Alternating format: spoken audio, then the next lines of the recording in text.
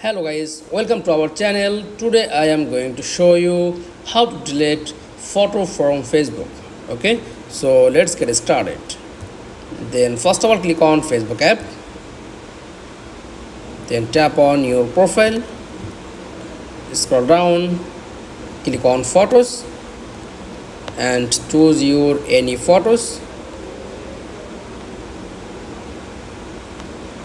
Okay, just tap on these photos.